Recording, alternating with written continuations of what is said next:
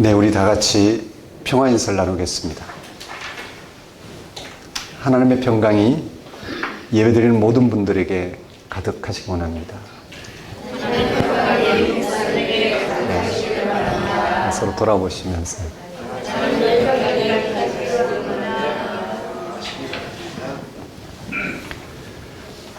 오늘은 성령 강림절 후 15번째 주일입니다.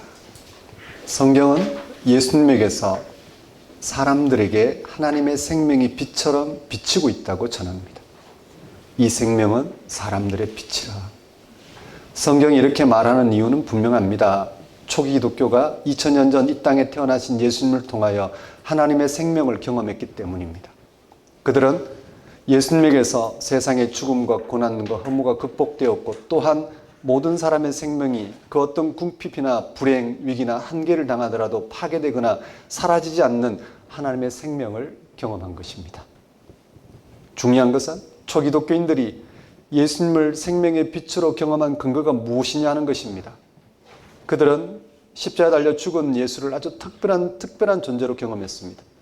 예수님이 죽어서 땅에 묻혔는데도 어느 때부터 예수님을 살아있는 자로 생생하게 경험했습니다. 부활의 예수 안에 있으면 죽음도 두렵지 않았습니다. 그를 생명의 빛으로 경험한 것입니다. 죽음이 극복된 생명을 경험한 것입니다. 그들은 이제 예수님을 통해서만 삶을 이해할 수 있게 되었습니다. 세상의 만물도 예수님을 통해서만 의미 있는 것으로 경험하게 되었습니다. 이런 경험의 근거에서 그들은 예수님을 하나님의 아들 그리스도로 고백할 수 있었습니다. 참으로 놀라운 경험입니다. 오늘 우리도 그들의 고백을 통해 예수님이 성취하신 생명을 알아보고 일치함으로 생명의 삶을 살게 되었습니다. 여러분, 하나님의 생명이 예수님을 통하여 세상에 빛처럼 비추고 있다는 사실을 믿으십시오. 그러면 하나님의 생명을 빛처럼 경험할 것입니다. 예배가 바로 그 시간입니다. 우리가 똑같은 육신의 몸으로 우리의 죽음을 담당하시면서까지 살아계신 하나님의 생명을 드러내고자 하셨고, 우리에게 그 어떤 것도 요구하지 않으시고, 예수님이 죽음을 통해 드러난 죽음이 극복된 생명이 하나님께 있다는 사실을 알아보게 하심으로 그 생명을 취하게 하셨습니다. 그 생명을, 우리의 생명을 취하는 데에서 우리는 하나님과 단절된 삶이 극복이 됩니다. 불의한 삶이 극복이 됩니다. 세상이 죽음과 함께 의미 없어지는 삶이 극복이 됩니다. 여러분이 살아가는 모든 순간이 하나님의 생명 충만한 그런 순간이 될 것입니다. 다 같이 성령 강림절 후 15번째 주일 예배를 성부와 성자와 성령 이름으로 드리겠습니다.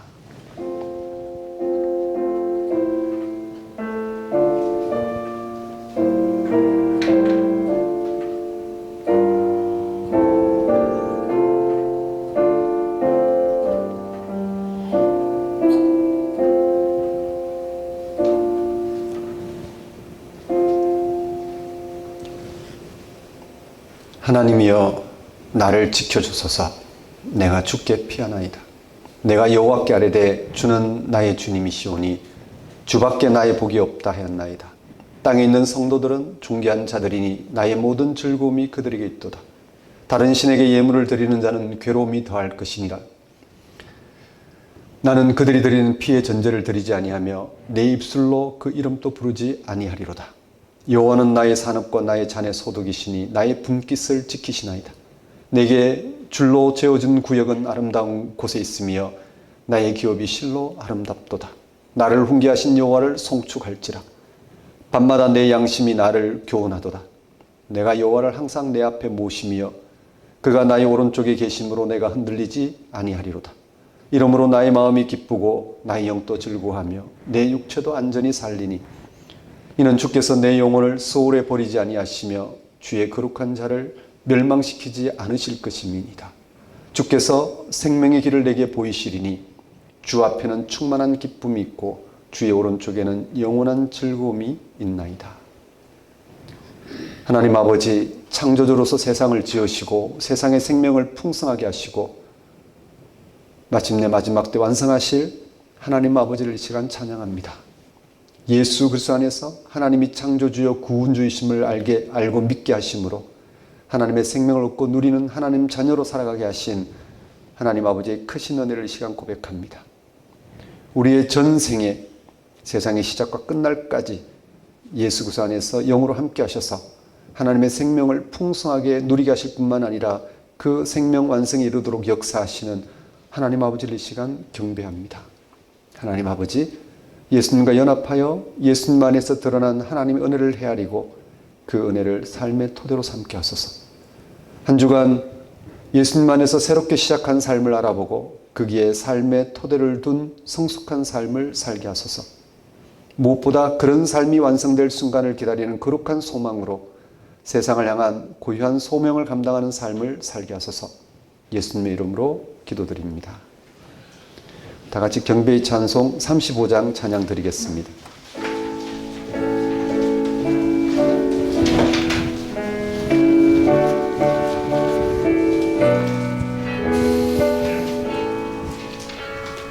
큰 영화로신 주 이곳에 오셔서 이 모인 자들로 주 백성 삼으사 그 중에 항상 계시고 그 중에 항상 계시고 그 명만 나타내소서. 이 백성 기도와 너의 물들이니 양매와 같으니 곧 받으옵소서. 주 예수 크신 복음을 주 예수 크신 복음을 만 백성 듣게 하소서. 또 우리 자손들 다 주를 기리고 저 성전돌같이 빛나게 하소서. 주 구원하신 능력을 주 구원하신 능력을 늙은 날까지 주소서. 주 믿는 만민이 정진리 지키며 성도들 같이 주 찬송하다가 저 천국 보좌 앞에서 저 천국 보좌 앞에서 늘 찬송하게 하소서.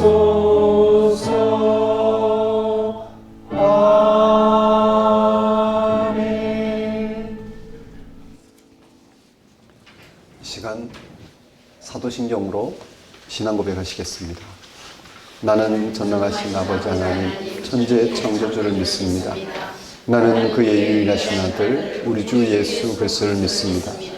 그는 성령으로 잉태되어 동정녀 마리아에게서 나시고 본디오 빌라도에게 고난을 받아 십자가에 못 박혀 죽으시고 장사된 지 사흘 만에 죽은 자 가운데서 다시 살아나셨으며 하늘에 오르시어 전능하신 아버지 하나님 우편에 앉아 계시다가 거기로부터 살아있는 자와 죽은 자를 심판하러 오십니다. 나는 성령을 믿으며 거룩한 공교회와 성도의 교제와 죄를 용서받는 것과 몸의 부활과 영생을 믿습니다. 이 시간은 참회의 시간입니다.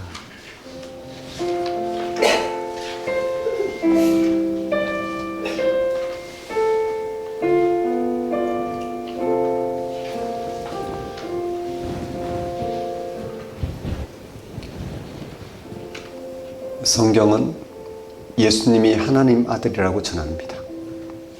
이러한 사실은 기독교 신앙의 모든 것이라 해도 과언이 아닙니다.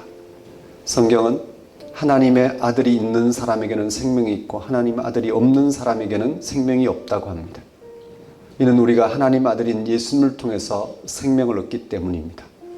교회 밖의 사람들은 이런 말에 동의하지 않습니다. 교회 다니는 사람들도 이런 말을 실질적으로 이해하지 못할 때가 많습니다. 그냥 그런가 보다 하는 정도로 넘어갑니다. 생명 문제에 절실하지 않다는 증거입니다. 지금 당장 먹고 살기도 바쁜데 돈 벌고 자식 키우고 자존심 지키며 사는 것도 힘든 마당에 예수와 생명 문제를 어떻게 절실하게 생각할 수 있느냐고 속으로 불편하게 생각하는 분들도 있을 것입니다. 그냥 세상에서 재미있게 사는 것으로 충분하다고 말입니다. 이렇게 한평생을 아주 짧은 시간에 불과하지만 그냥 이대로 사는 것으로 만족할 수 있을까요? 하나님의 구원을, 그 평화를, 그 생명을 우리가 찾지 않아도 괜찮은 것일까요? 하나님의 아들인 예수님을 믿는 자에게는 생명이 있다는 말을 깊이 생각해 보십시오. 이것은 곧 예수 그리스도와의 일치를 통해서 생명을 얻는다는 뜻입니다. 그 생명은 하나님에 의해서만 가능한 절대적 사건입니다. 130억 년 전에 세상을 창조한 하나님께서 종말에 완성할 영원한 생명입니다. 그 생명 사건이 예수님이 부활해서 발생했습니다. 예수님이 하나님 아들이라는 말은 바로 이 사실을 가리킵니다. 이 사실을 믿는 사람들은 부활 생명에 참여한다는 약속을 받았습니다. 그 약속은 참된 것이기 때문에 실제로 그 일이 일어나기 전이라 하더라도 믿는 사람들은 이미 그 부활의 세계에 들어간 것과 같습니다. 이런 의미에서 우리는 이미 구원받은 사람들입니다. 구원받은 사람이 세상에서 승리하지 못할, 세상에서 기뻐하지 못할 이유가 어디 있을까요? 아직도 이런 사실이 흔쾌하게 믿어지지 않는 분들이 있을 것입니다. 그런 기독교 교리가 옳다고 하더라도 지금 우리가 경험하는 거칠고 야비한 세상을 그런 믿음만으로 버텨낼 수 있으며 승리할 수 있느냐? 그런 말은 실제적인 게 아니라 종교적 위로가 아니냐 하는 질문입니다. 그렇지 않습니다. 기독교의 가르침은 아주 실제적인 것입니다. 아주 구체적인 것이고 역동적인 것입니다. 우리가 세상에서 실제적이고 구체적인 것이라고 믿는 그것들이 오히려 공허한 것들입니다. 세상에서 가장 강력한 힘이라고 인정받는 돈이나 권력이나 명예들은 우리를 실제로 강하게 하는 게 아니라 약하게 만듭니다. 그런 것들은 우리를 일시적으로 자극시킬지 모르지만 결국은 노예로 만듭니다. 돈이 많을수록, 명예가 클수록 우리는 거기에 점점 더 깊숙이 예속됩니다. 잃지 않으려고 온 신경을 쓰다가 불안하게 되고 때로는 무언가를 이뤘다고 해서 교만하게 됩니다. 안 그런지요? 십자가에 달렸던 예수님은 우리를 내면의 깊이에서 해방시킵니다. 하나님의 아들이 십자가에 처형당했다는 걸 확실하게 믿는다면 우리가 세상에서 불이익을 받아도 크게 억울하다고 생각하지 않을 것입니다. 예수님의 십자가 사건 이후 십자가 처형과 같은 운명에 처해진 어떤 사람도 절망하지 않을 수 있게 되었습니다. 그렇습니다. 믿음으로 죄 용서를 받고 하나님의 생명에 참여한다는 사실보다 우리를 더 강하게 해줄 수 있는 진리는 없습니다. 이런 믿음이 있다면 세상에서 우리는 넉넉히 승리할 수 있습니다. 문제는 세상 논리에 길들여져서 이런 기독교 진리를 실감하지 못한다는 데 있습니다. 그 문제를 제가 해결해 드릴 수는 없습니다. 설교자로서 또 목회자로서 저는 여러분에게 다음의 사실을 잊지 말라고, 어느 한순간 깜빡이져서 다시 기억해내라고 말씀드릴 수밖에 없습니다. 예수님은 하나님의 아들이십니다. 사랑하는 성도 여러분, 한 주간의 삶을 돌아보십시오. 우리에게는 예수님이 하나님 아들이라는 사실, 즉 하나님 아들이 우리와 함께 하십니다. 우리의 육신의 삶과 그 삶이 처해 있는 고난과 죽음을 짊어지시고 하나님의 생명을 드러내신 하나님 아들이 계십니다. 그 아들이 있는 자에게는 생명이 있다고 했습니다. 이 시간 다시 한번 우리의 출처이자 우리가 돌아야 될 본향이 되는 그 하나님에 의해서만 가능한 생명 사건의 그 깊이를 헤아리며 세상을 살아가되 생명 현상에 떨어지지 않고 생명 깊이를 헤아리는 데에서 하나님의 생명만이 줄 수 있는 생명 충만한 삶을 살아갈 수 있도록 회개와 간구를 드리도록 하십시다.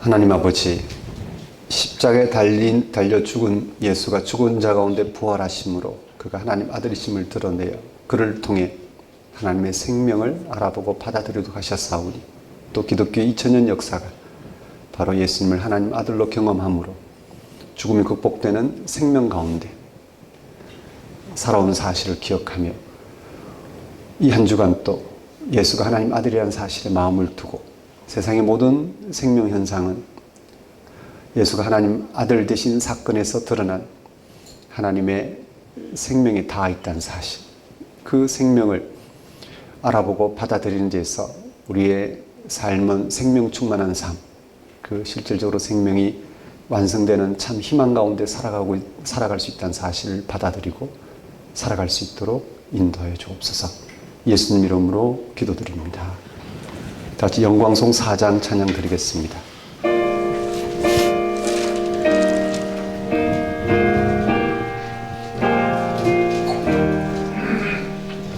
성부 성자 성령 영원히 영광 받으옵소서. 태초로 지금까지 또 길이 영원으로 성삼위께 영광.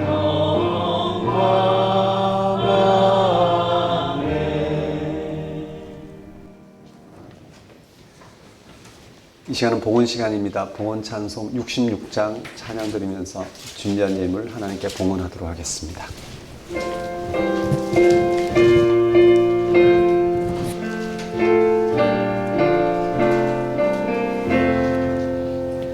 더 감사드리세 온 마음을 주께 바쳐 그 섭리 놀라워 온 세상 기뻐하네.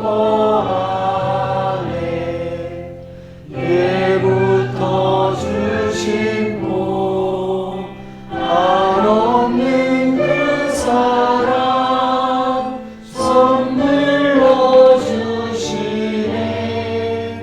이제와 영원히 사랑의 하나님 언제나 함께 계셔.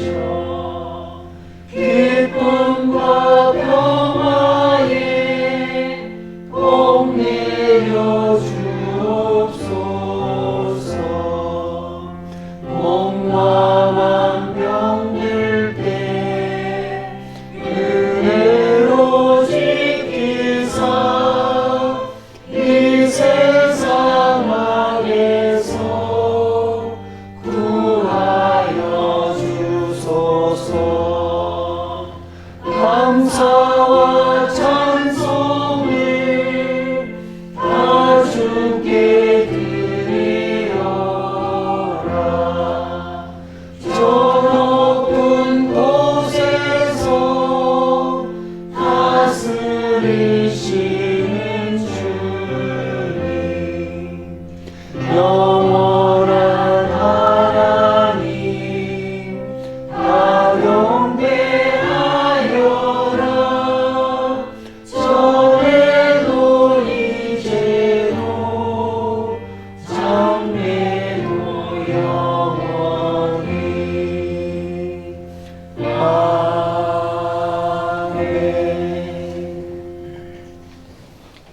주님, 당신은, 아니 당신만이 생명의 주이십니다.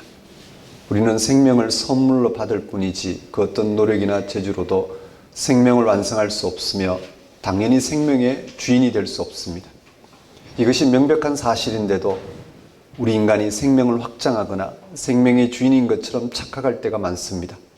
생물학적인 수명을 늘리고 삶의 조건을 향상시키고 자아를 강화하는 온갖 프로그램을 작동시켜도 우리의 온갖 수고가 헛되다는 사실만 확인할 뿐입니다. 주님, 당신은, 아니 당신만이 이 세상과 그 안에 만물을 창조하시고 지금도 유지하시며 고유한 방식으로 완성할 분이십니다. 우리는 당신을 통해서만 생명을 얻었으며 당신을 통해서만 생명이 유지되며 완성될 자들입니다. 피조물인 우리가 생명의 주인이신 당신과 올바른 관계를 맺을 때만 궁극적인 생명에 참여할 줄로 믿습니다. 예수 그리스도를 통해서 당신과 일치할 수 있게 하셨으니 우리가 어찌 당신께 찬송과 영광을 돌리지 않을 수 있겠습니까? 하나님 아버지, 이러한 하나님의 다스림 가운데 살아가게 하시는 하나님의 은혜를 이 시간 고백합니다. 우리의 모든 필요를 채우신 하나님께 감사와 영광을 돌리는 것은 우리의 마땅히 행할 바이며 또한 지극한 기쁨임을 알고 하나님 앞에 들고 나온 우리의 예물과 헌신을 받아주소서. 우리로 생명의 주 앞에, 그 신비 앞에, 그 약속과 미래 앞에 다만 순종하는 삶을 살게 하소서. 예수님 이름으로 기도드립니다. 교회 소식을 전하겠습니다. 작은 교회 여러분 안녕하십니까? 현재 우리는 작은 교회로 살아가고 있습니다. 작은 교회는 오직 성경이 전하고 있는 하나님과 일치한 삶을 살고자 하는 신앙인들입니다. 우리의 생명이 하나님부터 나와서 하나님에서 완성된다는 사실을 받아들이고 그 하나님의 생명을 지금 우리의 육신의 삶이 구해야 될, 또 누려야 될, 희망해야 될 생명임을 굳게 붙들고 살아가고자 하는 이들이 작은 교회입니다. 그래서 우리는 한 주에 한 번씩 진정으로 우리를 향한 하나님의 생명 사건을 알아보고자 말씀 공부를 합니다. 이미 예수를 통해서 발생한 그 생명을 우리가 알아보고 받아들임으로써 영이신 하나님이 우리에게 그 생명을 보증하고자 하는 그런 사실을 우리가 확인하며 그 사실에 근거해서 하나님의 생명을 취하는 방식으로 살아가고자 일주일에 한 번씩 성경 공부를 합니다. 허투루하지 않고 진지하게 해봅니다. 두 눈을 부릅뜨고 내 영혼을 다해서 그 시간에 내 삶에 초점을 두고 공부하려고 합니다. 그리고 지금 함께 드린 예배를 통해서 온라인이나 오프라인으로 드린 예배를 통해서 그 하나님과의 관계를 우리는 확인하고 하나님께 우리의 영혼을 위탁하며 그렇게 또 한 주간의 삶을 하나님 생명 충만한 삶으로 살아가도록 우리가 그렇게 하나님께 간구하며 그런 삶을 살아가신 하나님께 감사 찬양 드리면서 우리는 예배를 드리고자 합니다. 그렇게 작은 교회로 살아가는 여러분에게 실질적인 하나님이 함께하는 삶을 여러분이 경험한 대로 그런 삶을 다함 없이 드러내며 사셨으면 좋겠습니다. 우리 기독교인들은 예수를 통해서 기독교인 되게 하신, 즉 예수를 믿고 따르게 하신 사건에 의해서 기독교인이 되었고 거기에 근거해서 기독교인으로 살아갈 수 있습니다. 우리에게는 다른 그 무엇보다도 기독교인 되게 하신 사건에 집중하는 게 제일 중요합니다.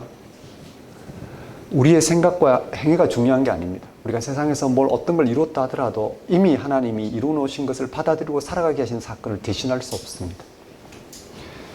우리는 기독교인 되게 한 사건에 집중해서 기독교인으로 살아가는 것, 그게 전도요, 선교요, 순교입니다. 그게 가장 어렵다고 말씀드렸습니다. 그게 어려우니까 다른 방식으로 어떻게 하든 기독교인으로 살아가고자 시도합니다.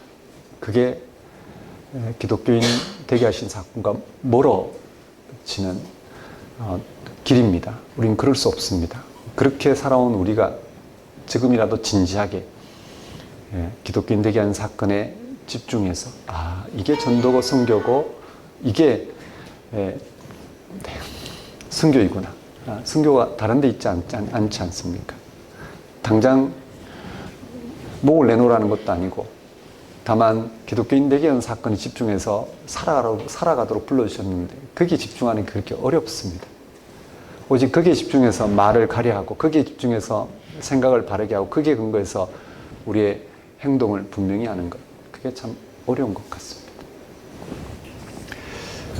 그러니 우리가 작은 교회로서 한번 주님 오실 때까지 장은교로서 이 육신의 생명이 다할 때까지 살아보는 것, 그게 의미 있지 않을까 생각합니다. 그랬으면 좋겠습니다. 작은교회 예배 안내입니다. 1부 주일 예배, 주일 오전 10시 예배, 지금 드리고 있는 예배입니다. 2부 주일 예배, 작은교회 함께하는 다음 세대 예배 오늘 있습니다. 예배 마치고 1부 예배 마치고 신앙 탐구 과정이 있고 그 후에 작은교회 함께 드리는 예배 12시에 있습니다. 9월 4주간 예배 안내, 오늘은 9월 둘째 주로서 갈매동 트릭트 브릿지에서 드리고 있습니다. 다음 주는 노원구 건영백화점 5층에서 드립니다. 작은 교회 함께하는 다음 세대 신앙 탐구 7번째 시즌이 시작되었습니다. 매월 둘째 주에 신앙 탐구와 작은 교회 함께 드리는 예배를 진행합니다. 다음 달 10월 달은 10월 둘째 주 12일입니다. 그 직전 금요일 10월 10일에 저녁에 가이드 공부가 있습니다. 헌금 문의는 주부를 참고하시면 될 것 같습니다. 네, 그럼 오늘 우리에게 주신 하나님 말씀 보겠습니다.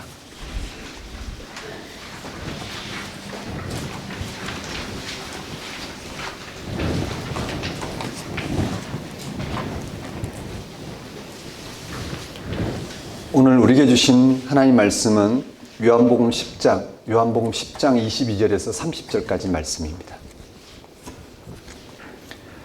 요한복음 10장 22절에서 30절까지 말씀 제가 받들어 봉독하겠습니다. 예루살렘에 수전절이 이르니 때는 겨울이라. 예수께서 성전한 솔로몬 행각에서 거니시니 유대인들이 애워싸고 이르되 당신이 언제까지나 우리 마음을 의혹하게 하려 하나이까? 그리스도이면 밝히 말씀하소서 하니 예수께서 대답하시되 내가 너희에게 말하였을 때 믿지 아니하는도다. 내가 내 아버지 이름으로 행하는 일들이 나를 증거하는 것이거늘 너희가 내 양이 아니므로 믿지 아니하는도다. 내 양은 내 음성을 들으며 나는 그들을 알며 그들은 나를 따르느니라. 내가 그들에게 영생을 주노니 영원히 멸망하지 아니할 것이요 또 그들을 내 손에서 빼앗을 자가 없느니라. 그들을 주신 내 아버지는 만물보다 크시매 아무도 아버지의 손에서 빼앗을 수 없느니라. 나와 아버지는 하나이니라 하신대.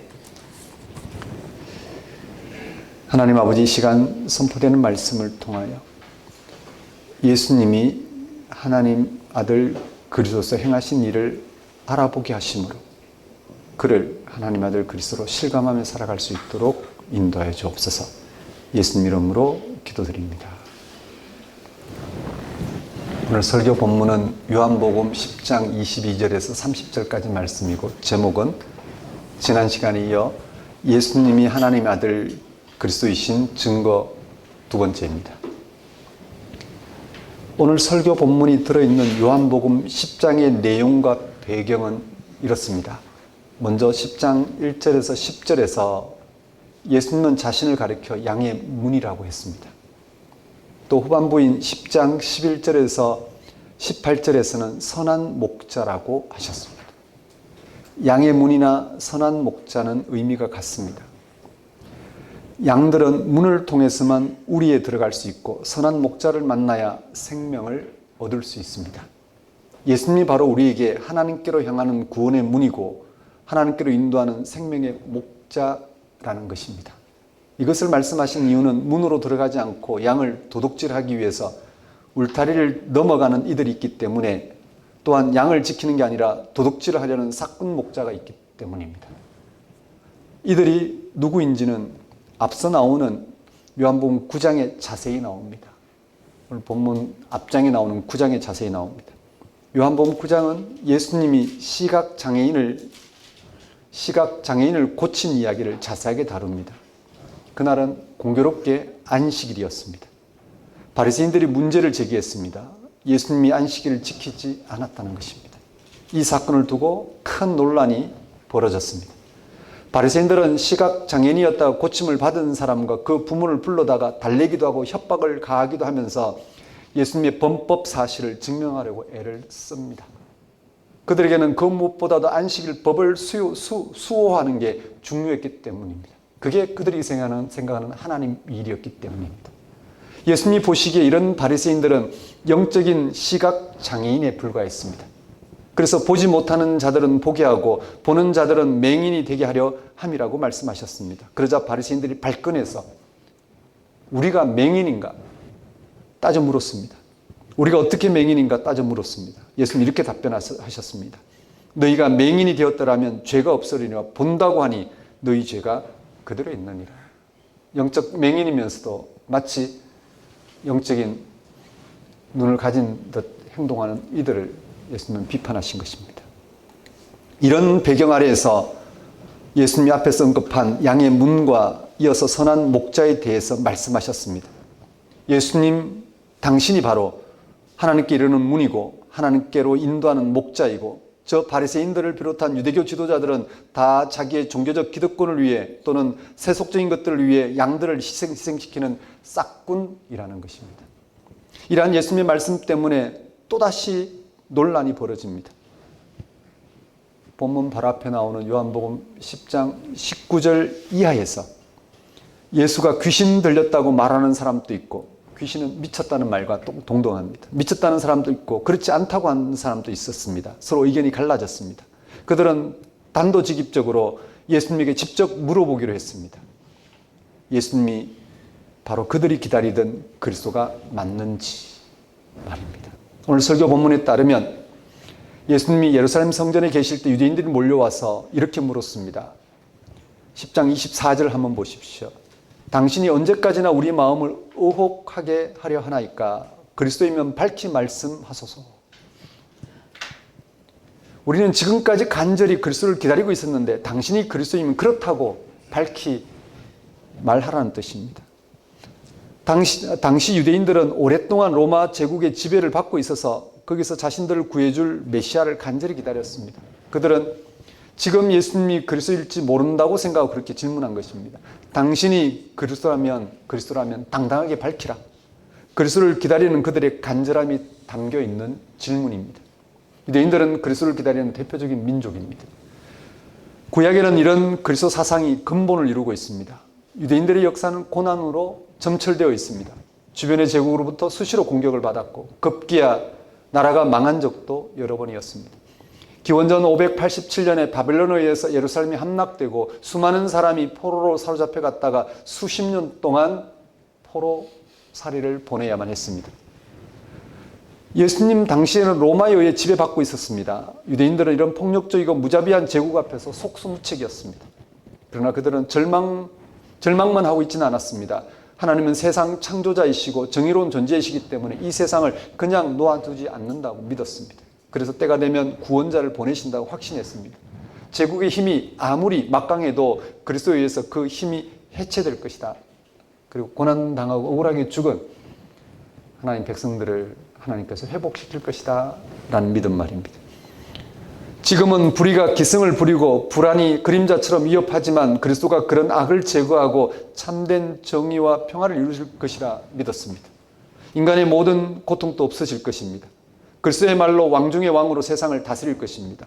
그리스도가 오기를 그들은 그런 그리스도가 오시기를 학수고대했습니다. 그런 그들의 학수고대가 하나님의 구원의 표적인 안식일을 비롯하여 각종 절기와 율법을 그렇게도 철저하게 지키는 신앙으로 나타난 것입니다.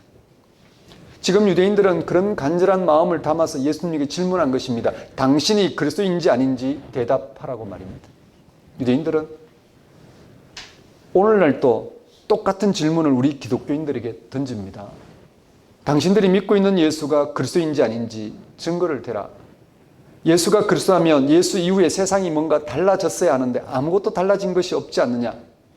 생존이 힘들 정도로 가난하고 비참한 삶을 사는 사람도 많고 전쟁과 재난과 질병이란 고통은 계속되고 장애로 태어나는 아이들도 많고 인간의 이기심과 욕망이 여전히 힘을 발휘하는 이 역사 앞에서 어떻게 예수가 그리스도라고 말할 수 있느냐. 예수가 그리스도이신 증거를 대라. 여러분은 이런 질문 앞에서 무슨 대답을 할 수 있겠습니까? 교회 나와봐라.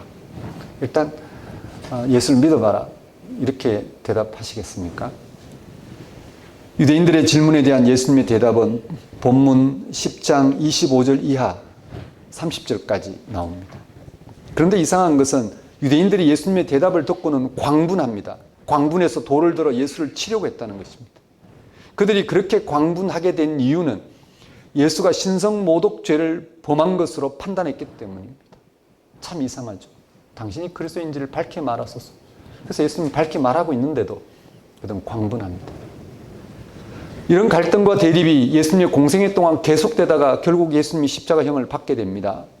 우리가 여기서 조심해서 생각해야 됩니다. 예수님을 향해서 돌을 던지려고 했던 유대인들을 몰상식하거나 폭력적인 사람이라고 무조건 매도해서는 안 됩니다. 그들은 멀쩡한 사람들이었습니다. 아니, 오히려 하나님에 대한 갈망이 있는 사람들이었습니다. 그런데도 시위를 하면서 돌로 폭력을 행사하려고 한 것입니다. 그 이유는 진리 자체에 관심이 없고 자기들의 기대나 입맛에 맞는지에만 관심이 있었던 것입니다. 그렇습니다. 진리를 진리로 받아들이지 않는 태도는 다 돌을 드는 것입니다. 진리를 진리로 받아들이고자 않는 태도는 늘 폭력적일 수밖에 없습니다. 오늘날 기독교인도 역시 예수를 믿으면서도 반복해서 돌을 들었다가 다시 놓고 돌을 내려놓다가 다시 들곤 합니다. 기독교인의 기대와 입맛에 맞지 않으면, 세상에서 벌어지고 있는 일들 앞에 기독교인의 기대와 입맛에 맞지 않으면 폭력을 행사하려고 합니다. 온갖 미운 감정을 폭발시키면서도 그게 마치 하나님의 뜻인 듯 포장시킵니다. 우리는 어떨까요? 우리는 진리 그 자체에 관심을 두고 진리가 무엇인지 알아보려고 할까요? 그래서 내가 틀려도 좋으니 진리가 뭔지를 알아보는 것, 그것을 우리는 기쁨으로 여길까요? 일명 진리 논쟁을 하고 있느냐라는 말씀입니다. 예수님 유대인들이 질문에 대해서 어떻게 대답했기에 그들이 예수님을 신성모독자로 몰고 간 것일까요? 예수님은 자신이 그리스도라고 직접적으로 말씀하지는 않으셨습니다. 사실 그리스도, 즉 구원자인지 아닌지는 자기의 말로 확인되는 게 아닙니다. 예수님은 본문 25절에서 이렇게 간접적으로 대답하셨습니다. 간접적이지만 직접적인 것입니다. 오히려 내가 그리스도라는 말이 직접적인 것 같지만 간접적인 거라 할 수 있겠습니다. 25절 말씀은 내가 너희에게 말하였을 때 믿지 아니하는도다. 내가 내 아버지 이름으로 행하는 일들이 나를 증거하는 것이거늘. 그리스도라는 증거는 말에 있는 게 아니라 어떤 일에 있다는 뜻입니다. 예수님에게 나타난 일을 보고 알아볼 수 있다는 말씀입니다. 예수님은 하나님의 일에 집중하셨습니다. 하나님의 일은 세상의 죄를 용서하시고 생명을 주는 일입니다. 예수님은 그 하나님의 일을 생생한 현실로 드러내셨고 권능으로 드러내셨습니다. 예수님의 모든 사역은 오직 이 한 가지 일을 행하기 위한 것이었습니다. 그는 하나님의 일을 선포하시고 그 사실에 근거하여 죄 용서를 선포하시고 병자를 고치시고 귀신 들린 자를 고치셨고 가난한 자가 복이 있다고 선포하셨고 안식일에도 38년 된 병자를 고치시고 본문 바로 앞에 나오는 실로암 시각장애인도 고치셨습니다. 세상이 부정하게 여기고 이미 하나님부터 버림받았다는 이들에게 예수님 그들에게도 하나님의 사랑을 전했습니다. 하나님의 생명이 다함없이 그들에게도 유효하다는 사실을 아무 끄리낌 없이 그는 그렇게 전했습니다. 그 모든 사역은, 예수님의 모든 사역은 실제 죄를 용서하시고 생명을 얻게 하시는 하나님의 일이 생생한 현실로 예수님에게 임하고 있다는 사실에 대한 표적 중의 표적이었습니다. 결국 유대인들에 의해 정죄당하고 십자가에 달려 죽으셨습니다. 그러나 하나님은 그를 죽은 자 가운데 다시 살리셨습니다. 부활입니다. 부활은 하나님의 일이 예수님의 죽음을 통해 성취된 사건입니다. 그것이 바로 예수님이 그리스도라는 증거였습니다. 그러나 그것은 그 당시 유대인들이 기다리던 하나님의 일을 행하실 그리스도의 증거는 아니었습니다. 그들의 기대를 채우지 못했습니다. 유대인들은 그들의 기대와 열망이 있었습니다. 그들의 억울함을 덜어주고 그들을 세상 사람들보다 높여주는 그런 세상적인 기대가 있었습니다. 그런데 예수님이 그리스도라고 말씀하신 증거는 그들이 바라는 증거가 아니었습니다. 복음서 기자들은 예수님의 공생애 동안 벌어졌던 어떤 사건들을 중심으로 예수님을 설명하는 게 아닙니다. 시간을 따라가는 게 아닙니다. 오히려 거꾸로 보고 있습니다. 마지막 예수님 운명에서 일어난 어떤 사건으로 공생의 사건을 뒤돌아보고 있습니다. 그 어떤 사건은 죽은 자의 부활입니다. 부활 이전에는 예수님과 함께 공동체를 이루어 살던 제자들도 예수님의 정체를 확실히 몰랐습니다. 우리가 그 당시로 돌아가서 제자로 산다 하더라도 예수님을 알아보기는 힘들 것입니다. 아마 불가능할 것입니다. 사람은 자기가 이전에 경험했던 것을 바탕으로 해서만 세상을 보기 때문입니다. 특별한 계시가 아니면 불가능합니다. 그리스도에 대한 유대인들의 관점을 그대로 갖고 있었던 제자들에게 예수님이 그리스도로 보일 리가 없었습니다. 겉으로 주는 그리스도십니다. 살아계신 하나님의 아들입니다. 라고 말은 해도 실제로는 생각이 전혀 달랐습니다. 그들이 고난과 십자가의 죽음과 부활에 대한 예수님의 세 번에 걸친 예고를 알아듣지 못한 이유도 거기에 있었습니다. 예수님의 부활을 경험한 제자들은 이제 세상을 새롭게 보기 시작했습니다. 생명의 본질도 새로워졌습니다. 그제야 공생애 중에 예수님이 행하신 사건들과 말씀들이 이해되기 시작했습니다. 왜 가난한 자의 복이 있다 하셨는지, 왜 안식일에 그런 논란을 감수하면서까지도 안식일에 38년 된 병자를 고치셨는지, 왜 예수님은 세리 레이와 아무런 끄리낌 없이 그를 제자로 불러주시고 그의 집에서 먹고 마셨는지,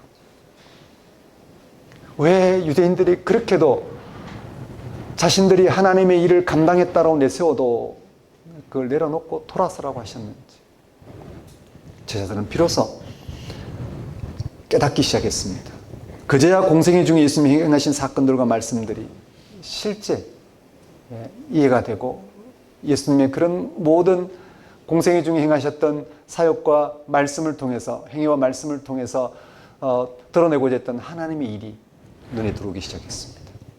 예수님의 부활을 경험한 그들만이 예수님이 그러한 사실을 인식하고 확신하게 되었습니다. 그건 좀 공평하지 않은 것 같다고 생각할 수도 있습니다. 왜 제자들만 부활을 경험해서 예수님을 그리스도로 인식하고 믿게 되었느냐고, 다른 사람들도 그런 경험이 있어야 하지 않느냐고 말입니다. 설령 예수를 따르지 않거나 또는 반대했던 사람이라 하더라도, 그를 십자가에 못 박은 이들이라 하더라도 부활의 예수님이 나타났다면 알아보고 믿을 수 있어야 하지 않겠느냐라고 생각할 수 있습니다. 그렇지 않습니까? 예수님이 객관적으로 모든 사람들의 눈에 그가 하나님의 아들이심을 보였으면, 즉 부활하셔서 내가 부활의 주다라는 사실을 보였으면 사람들이 다 알아보고 인정하고 자기 죄를 회개했지 않겠습니까?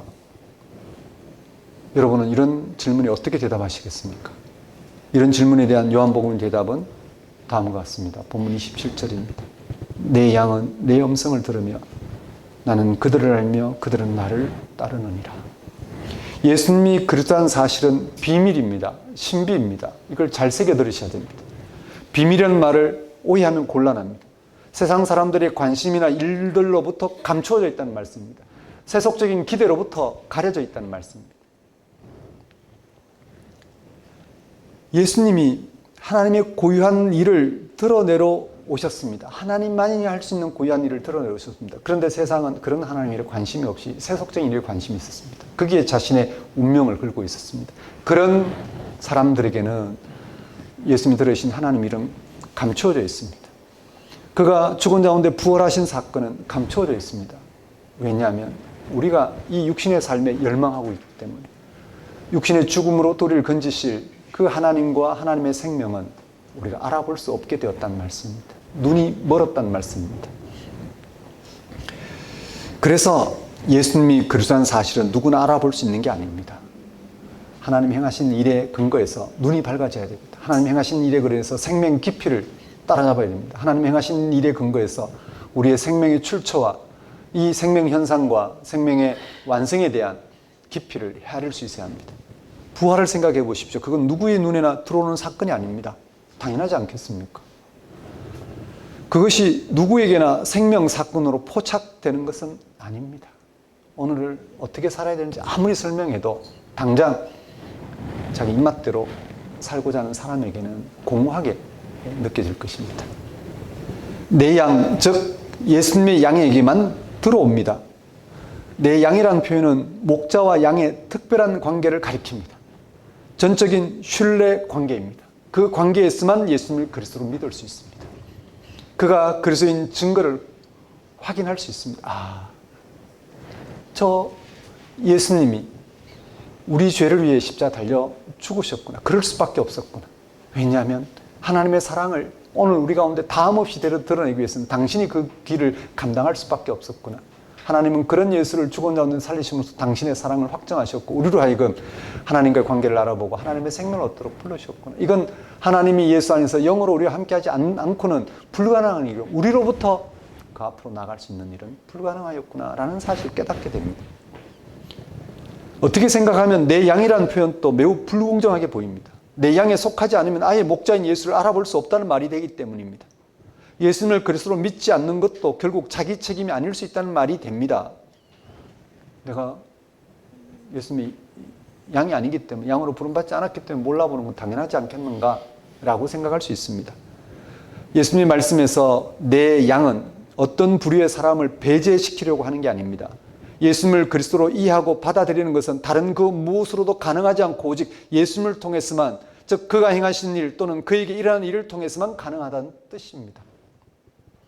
어느 누구도 배제되지 않고 예수님과 그가 행하신 일, 그에게 일어난 일을 알아보고자 한다면 바로 예수님이 양이 될 수 있다는 말씀이 됩니다. 그가 그리스도인 사실을 실감할 수 있게 된다는 사실입니다. 예수님을 그리스도로 이해하고 받아들이는 것은 다른 그 무엇으로도 가능하지 않고 예수님을 통해서만, 즉 그가 행하신 일 또는 그에게 일어난 일을 통해서만 가능하다는 뜻입니다.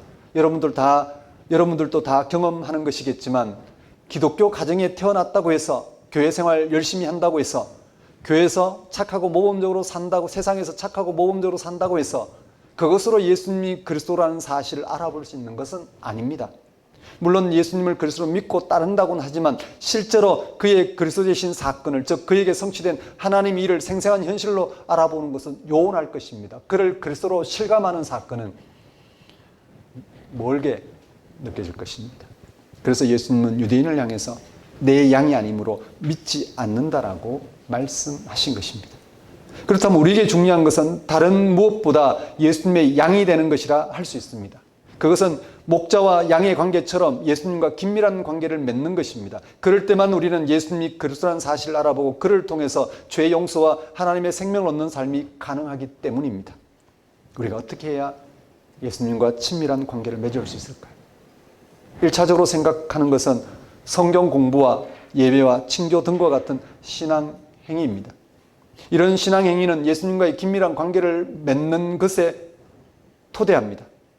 그런 신앙 행위를 통해서 예수님과의 관계가 긴밀해질 수 있고 또 그래야만 합니다. 하지만 그런 신앙 행위에서 실제로 예수님과의 긴밀한 관계를 누리지 못하고 그런 신앙 행위에 머물러 겉도는 경우도 있습니다. 그런 신앙 행위 자체를 목표로 하거나 만족하는데 머무는 것만입니다. 우리가 예수님과 긴밀한 관계로 들어갔다는 사실을 어떻게 확인할 수 있을까요?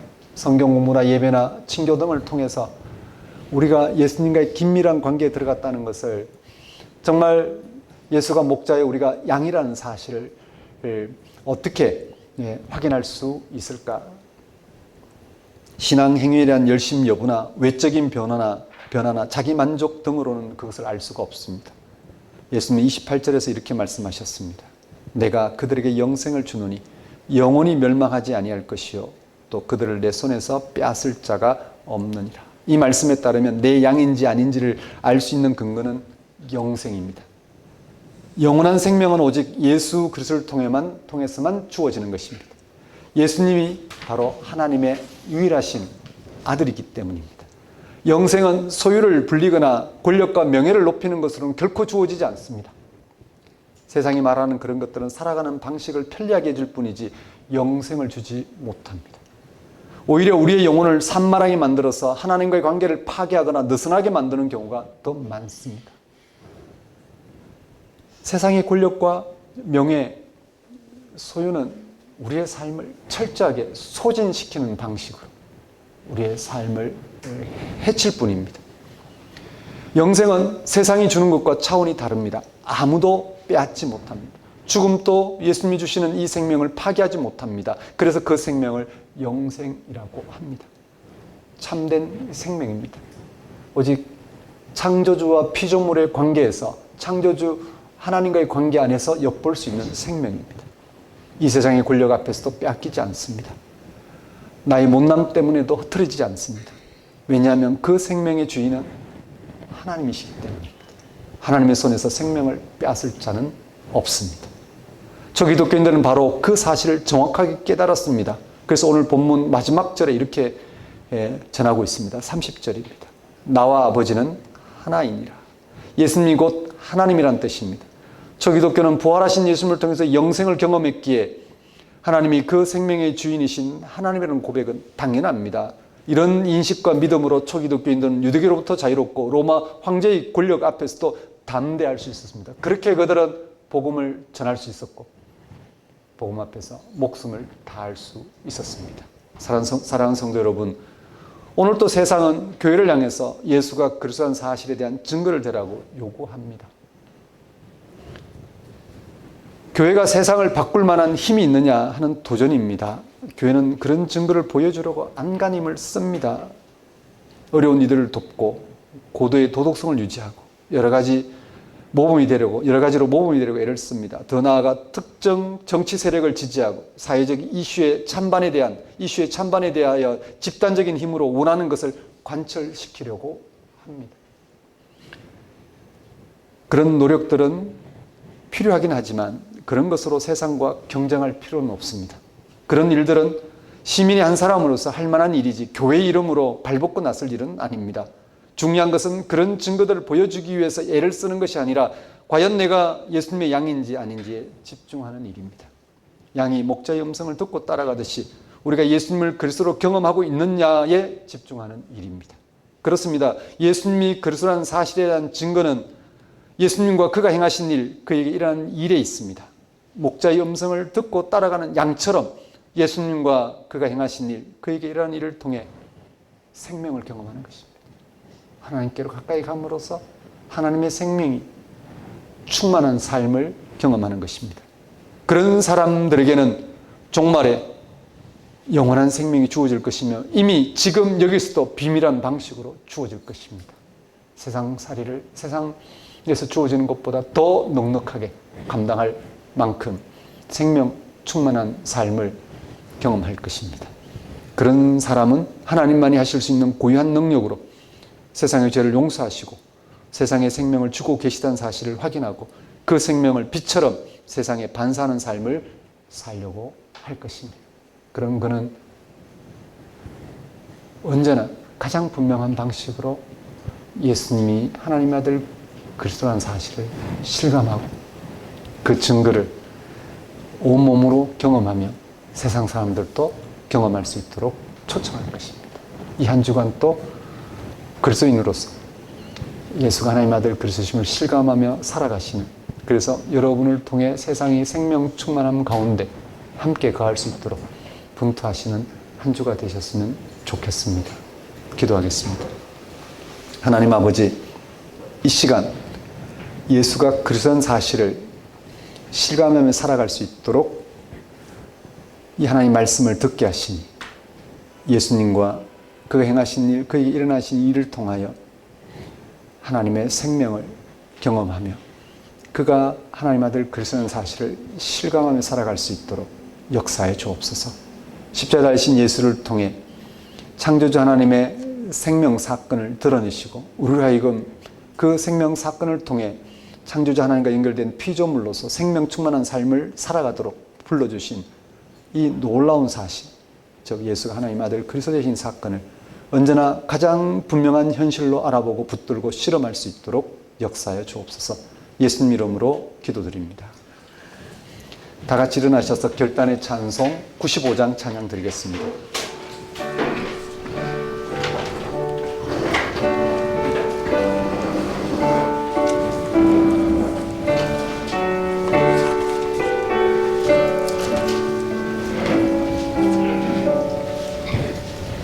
나의 기쁨 나의 소망 되시며 나의 생명이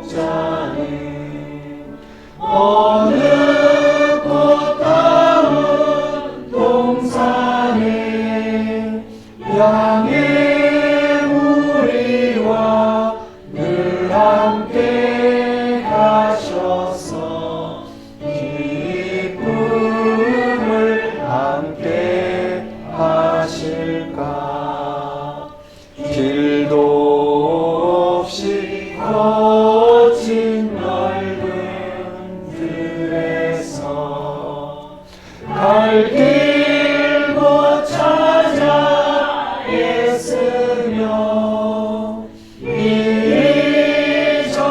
이리저리로 헤매는 내 모양 저 원수 조롱하도다. 주의 자비롭고 화평한 얼굴 모든 천사도 반기며 주의 놀라운 진리의 말씀에 천지가 와닿도다. 나의 진정 사모하는 예수님 음성조차도 반갑고 나의 생명과 나의 참 소망은 오직 주 예수뿐일세. 아멘. 기도하겠습니다. 이제는 우리 주 예수 그리스도의 은혜와 하나님의 무한하신 사랑과 성령님의 교통하심, 목자의 음성을 알아듣고 따라가는 양처럼 예수님과 그가 행하신 일, 그에게 일하는 일을 통해 죄 용서와 죽음이 극복되는 생명을 경험하고 그 생명을 빛처럼 세상에 반사하는 삶을 살아가고자 결단하는 주의 백성 위에 영원히 함께 하시기를 축원합니다.